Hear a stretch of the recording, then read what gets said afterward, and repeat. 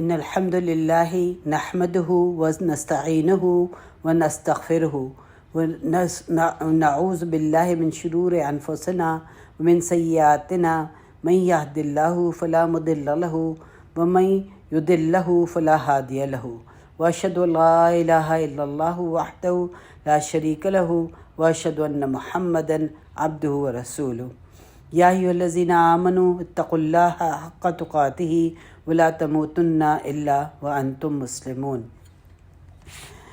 بسم اللہ الرحمن الرحیم۔ رب اشرح لی صدری ویسر لی امری واحلل عقدۃ من لسانی یفقہوا قولی۔ اللہم ربنا زدنا علما، یا معلم ابراہیم علمنا، یا مفاہم سلیمان فہمنا۔ آج انشاءاللہ ہم سیرہ کی ابتدا کر رہے ہیں، آپ صلی اللہ علیہ وسلم کی سیرہ کی، اور انشاءاللہ ان کی زندگی کے بارے میں ہم یہ ایک نیو سیریز ہوگی لیکچرز کی، جس میں کہ آپ کے بارے میں ہم بات کریں گے۔ یہ تو ہم نے سیرہ بہت سی، جیسے میں نے پہلے بھی کہا کہ ہم نے سنی ہے، لیکن سیرہ کے کچھ ایسے وہ ہیں حقائق جس کا ذکر ہم سے بہت کم ہوا ہے، اس لیے میں نے یہ سوچا کہ ہم سیرہ کی ابتدا کریں رمضان میں اور جانیں، کیونکہ اگر ہم نے سنی بھی ہے تو دوبارہ سننے سے کیا ہوتا ہے، ہمارے دل میں آپ صلی اللہ علیہ وسلم کی محبت بڑھتی ہے۔ تو رسول پاک صلی اللہ علیہ وسلم واحد انسان ہے جن کی کہ سب سے زیادہ تعریف کی گئی ہے۔ سنگل گریٹسٹ ہیومن بینگ ہو ایور واکڈ آن ارتھ، زمین پہ چلنے والوں میں سے وہی آپ صلی اللہ علیہ وسلم ہیں جن کی بہت تعریف کی گئی ہے۔ اب جو سیرہ میں سب سے پہلی چیز آ جاتی ہے، جس کو کہ ہم کہتے ہیں، عربی میں شمائل کہتے ہیں، اور اگر ہم اس کو انگلش میں ایکسپلین کریں تو کیریکٹرسٹکس جو کہ خاص آپ کے لیے مخصوص تھیں، جو آپ کو دی گئی تھیں، جس کو کہ اللہ تعالیٰ نے خود چنا اور یہ کہا کہ رفعنا لک ذکرک۔ دیکھیں، ہم جتنی بھی سیرت کر لیں، جتنے بھی ان کی بیان کر لیں خصائص، ہم اس کے ساتھ انصاف نہیں کر سکتے ہیں، اس لیے کہ آپ صلی اللہ علیہ وسلم کے لیے اللہ تعالیٰ نے خود کہہ دیا کہ رفعنا لک ذکرک، اور اسی لیے ہم دیکھتے ہیں کہ ہر جگہ اللہ کے نام کے بعد آپ کا ذکر آتا ہے، چاہے وہ شہادت ہو اسلام کی، یا اذان ہو، یا نماز ہو، یا قرآن ہو، یا کوئی بھی خطبہ ایسا نہیں ہوتا جس میں کہ آپ کا ذکر جو ہے وہ اللہ کے بعد نہ آئے۔ اور دوسرا، اللہ تعالیٰ نے خود آپ کو کیا کہا، رحمت للعالمین، کہ آپ کو رحمت للعالمین کا خطاب دیا گیا، مرسی فار دا انٹائر ورلڈ۔ نہیں، یہی نہیں، عالمین سے صرف دنیا نہیں ہے، بلکہ آسمانوں کی، جہانوں کی بھی تمام عالمین ہیں۔ اب کچھ اس میں یہی بات ہے کہ آپ نے جو تعلیم دی وہ بھی رحمت تھی، آپ کا پیغام بھی رحمت تھا، اور آپ کا آنا بھی رحمت تھا، تو آپ رحمت العالمین ہیں۔ اب اس کے علاوہ اب ہم دیکھیں کہ آپ صلی اللہ علیہ وسلم کے نام کیا تھے۔ نام تو بہت سے تھے، آپ نے خود کہا گیا تھا کہ I have been given number of names، بہت نام دیے گئے ہیں، تقریباً 250 کے قریب نام ہیں جو صحابہ نے اور تابعین نے، تبع تابعین نے دیے، جو آپ صلی اللہ علیہ وسلم نے خود بتائے۔ مسلم کی روایت ہے کہ جس میں انہوں نے کہا کہ مجھے کچھ نام دیے گئے ہیں، جس میں سے ہم کچھ 1-2-4 کا ذکر کر لیتے ہیں۔ ایک تو آپ کا جو نام جس کا ذکر ہوا ہے حدیث میں، وہ ہے الماحی۔ الماحی ہوتا ہے وائپ اوے، یعنی گناہوں کو مٹانے والا، یعنی کہ وائپ اوے سارا کچھ۔ تو پھر اس کے بعد آپ کا نام تھا محمد، یعنی کہ جن کی کہ تعریف کیا جائے، احمد، اور پھر الماحی۔ الماحی وہ ہوتا ہے جو کفر کو مٹاتا ہے۔ الحاشر، حاشر وہ ہوتا ہے جو کہ فرسٹ پرسن، جو قیامت کے دن اٹھایا جائے گا۔ العاقب، عاقب وہ جس کے بعد کہ کوئی پیغمبر نہیں ہوگا۔ اور پھر اس کے بعد نبی، آپ نے کیا کہا، انا نبی الرحمہ، کہ میں رحمت کے ساتھ لے کر آیا ہوں۔ نبی التوبہ، کہ سب سے زیادہ توبہ جس امت کی قبول کی جاتی ہے، اللہ تعالیٰ قبول کرتا ہے۔ اب قرآن میں جو اگرچہ آپ کی ایڈجیکٹیو تو کافی ہیں، جیسے ذکر کیا گیا کہ آپ اس طرح سے تھے، لیکن جو نام محمد ہے، پراپر ناؤن جو آپ کا نام ہے، وہ 4 دفعہ آیا ہے، اور جو سب سے زیادہ کامن ہے. اور احمد جو ہے وہ 3 سے 4 دفعہ آیا ہے، لیکن وہ کس کے ریفرنس میں آیا ہے؟ حضرت عیسیٰ علیہ السلام نے کہا کہ میرے بعد نبی آئے گا جس کا نام احمد ہوگا. تو یہ جو لفظ ہے محمد، اس کی اور ان دونوں کی جو روٹ ہے وہ حمدہ سے ہے کہ تو تعریف، لیکن یہ ایک عام تعریف نہیں ہے، بلکہ یہ ایک خاص تعریف ہے. جب ہم کسی کی تعریف کرتے ہیں تو کس طرح سے تعریف کرتے ہیں کہ جب کوئی ہمیں فیور کرتا ہے یا کوئی ہمیں کچھ دیتا ہے تو ہم اس کی تعریف کرتے ہیں. وہ تعریف نہیں ہے بلکہ وہ تو شکر ہے، وہ گیو اینڈ ٹیک ہے. حمد جو ہے وہ شکر سے زیادہ ہے، یعنی حمد جو ہے اس لیے کی جاتی ہے بیکاز جو بندہ ہے وہ ڈیزرو کرتا ہے to be praised of what he is, یعنی جو اس کی خصوصیات ہیں اس کی وجہ سے اس کی تعریف کی جاتی ہے. اور پھر ہم کس کی آتی ہے؟ ایک آبجیکٹ آف پرفیکشن ہے، وردی آف بینگ پریزنگ، کہ وہ اس قابل ہے کہ ان کی تعریف کی جائے. کون کون ان کی تعریف کرتا ہے؟ اللہ تعالیٰ خود ان کی تعریف کرتے ہیں، فرشتے ان کی تعریف کرتے ہیں، پیغمبروں نے ان کی تعریف کی، انسانوں نے ان کی تعریف کی، سب نے آپ کی تعریف کی. یہاں تک کہ جو نان مسلمز ہیں وہ بھی آپ کی تعریف کرتے ہیں. ٹھیک ہے، وہ آپ کے پروفٹ ہوڈ کو تو ڈینائی کرتے ہیں، وہ یہ نہیں سمجھتے کہ آپ پیغمبر تھے، لیکن ان کی تعریف میں ان کی کوالٹیز کے بارے میں اگر آپ دیکھیں تو نان مسلمز نے بہت سی کتابیں لکھی ہوئی ہیں. تو آسمان اور زمین میں آپ کی تعریف ہے، اور آپ یہ سوچ سکتے ہیں کہ ایک لمحہ بھی ایسا نہیں جاتا جس میں کہ آپ کی تعریف نہ ہو رہی ہو، ناٹ ایون اے سیکنڈ، کوئی ایک سیکنڈ بھی ایسا نہیں گزرتا. الٹیمیٹ پریز جو ہے نا، یہ ان کی تعریف کی جاتی ہے. اور الٹیمیٹ پریز کس دن کی جائے گی؟ ساری ہیومینٹی سے کی، جب کہ قیامت کے دن جب حق جو ہے وہ نظر آ جائے گا. حق نظر آ جائے گا تو پھر ساری انسانیت آپ کی تعریف کرے گی. مسلم میں اور بخاری کی تعریف ہے کہ جب قیامت کا دن بہت لمبا ہو جائے گا اور انتظار کر کر کے لوگ تھک جائیں گے، تو سب لوگ آدم علیہ السلام کے پاس جائیں گے اور آدم علیہ السلام سے کہیں گے کہ ان سے کہیں گے کہ آپ ہمارے باپ ہیں، اللہ نے آپ کو اپنے ہاتھوں سے بنایا اور اللہ نے آپ کے اندر روح پھونکی، تو آپ کیا دیکھ نہیں رہے کہ آپ کی اولاد کے ساتھ کیا کچھ ہو رہا ہے، کیا سلوک ہو رہا ہے؟ تو آپ اللہ سے ہمارے لیے مغفرت کا سوال کریں اور اللہ تعالیٰ سے کہیں کہ اللہ تعالیٰ حساب کتاب شروع کریں. تو آدم علیہ السلام کیا جواب دیں گے؟ میں نہیں کر سکتا، کیونکہ میں نے ایک گناہ کیا تھا، اور وہ گناہ کیا تھا کہ جو آپ نے پھل کھا لیا تھا. تو اس دن وہ کہیں گے نفسی نفسی، میں تو اپنے نفس کے لیے خود پریشان ہوں. نوح علیہ السلام کے پاس جاؤ.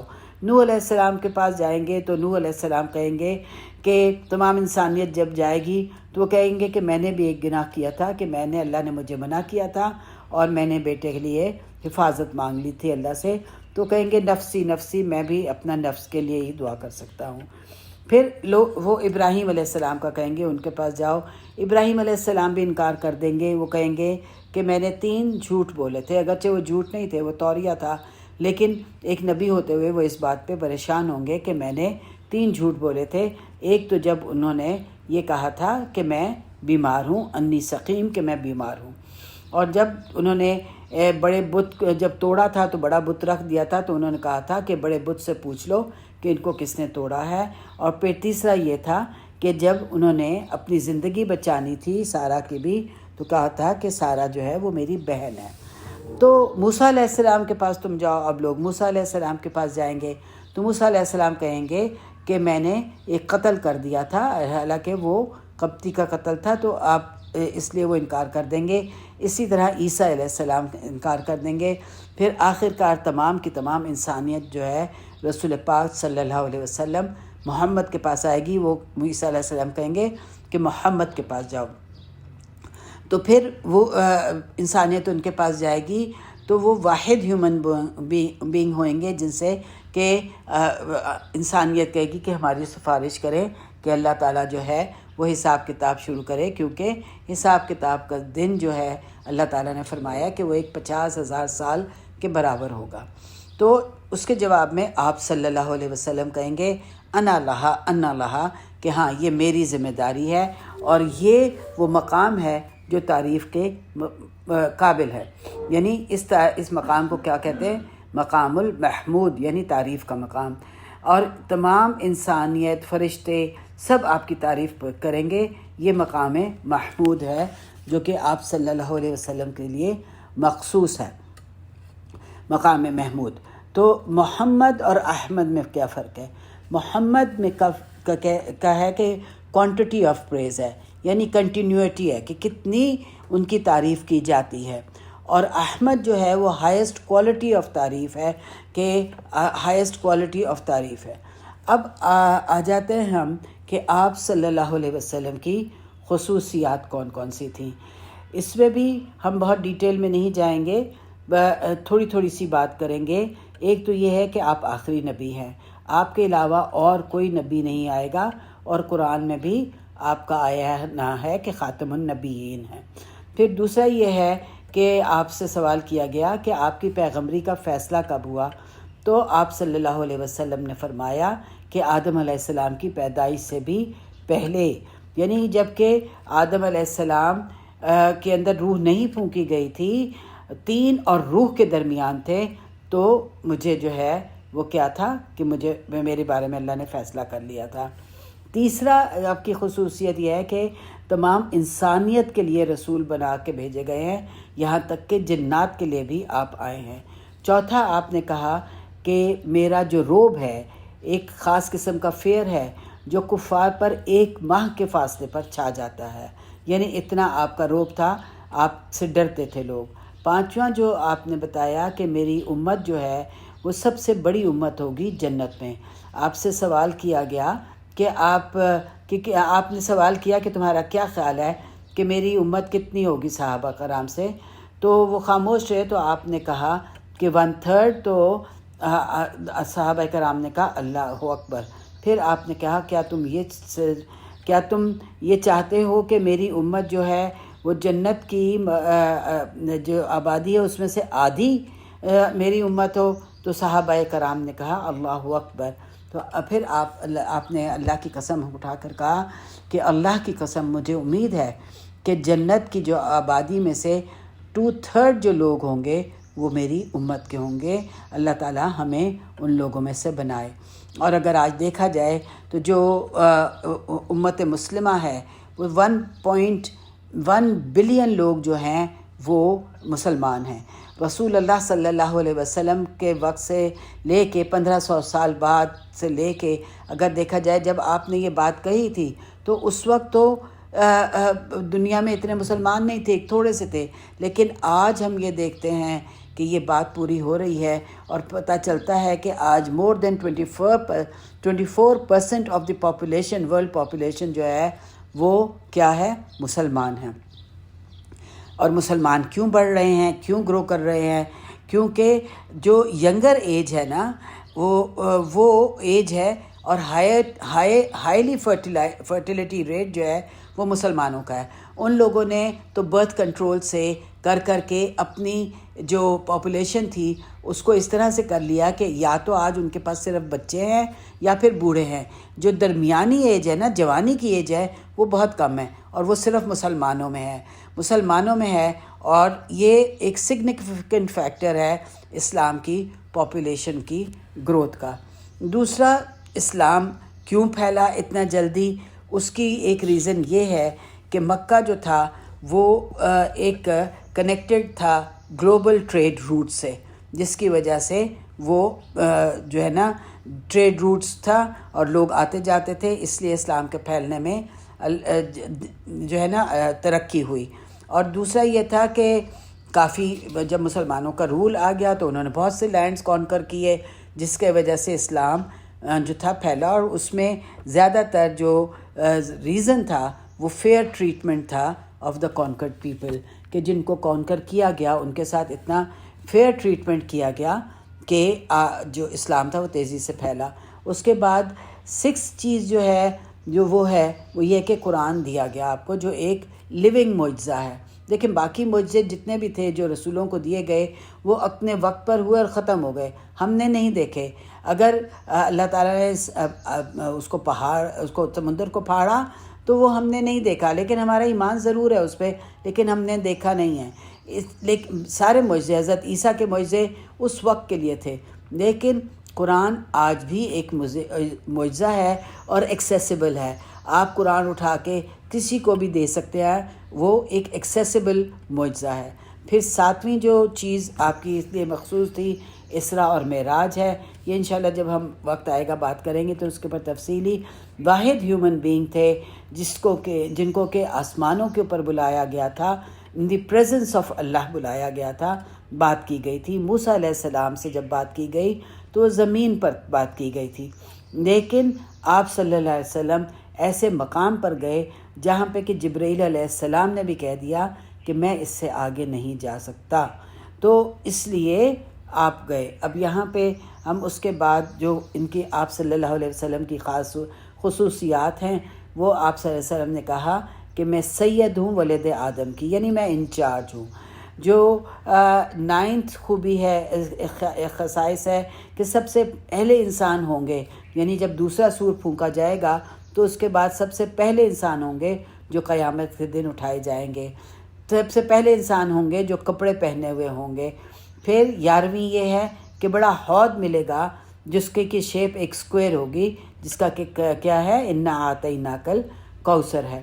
اور پھر اس کے بعد 12ویں کیا چیز ہے کہ سب سے پہلے انسان ہوں گے جو جنت میں داخل ہوئیں گے، دروازے جو کھلیں گے وہ آپ کے نام پر کھلیں گے، فرشتہ سوال کرے گا کہ کون ہو، تو آپ جب کہیں گے کہ میرا نام محمد ہے تو وہ کہے گا کہ ہاں مجھے آپ ہی کے نام پر حکم ہے دروازے کھولنے کا۔